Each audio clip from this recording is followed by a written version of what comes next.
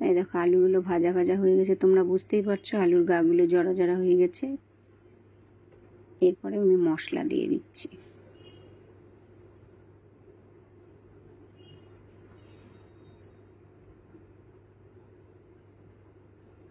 হলুদ লবণ পরে দিলাম, কারণ পটল ভাজার তেল ছিল। আগে যদি হলুদ দিতাম তাহলে সেটা পুড়ে যেত, তেলটা এমনি পোড়া হয়ে গেছিল। তারপরে মশলা দিয়ে জল দিয়ে নাড়াচাড়া করে রেখে দিলাম।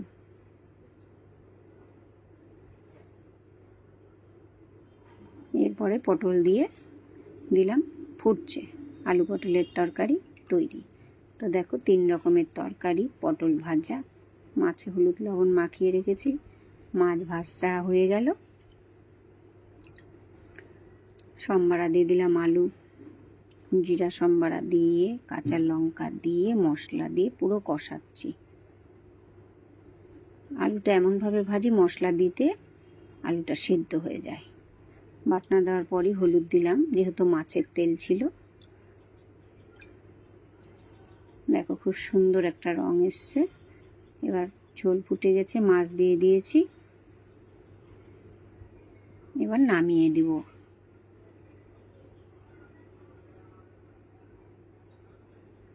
দেখো ঝোল রেডি চলে এসেছে। এবার আমরা সবাই মিলে খেতে বসি।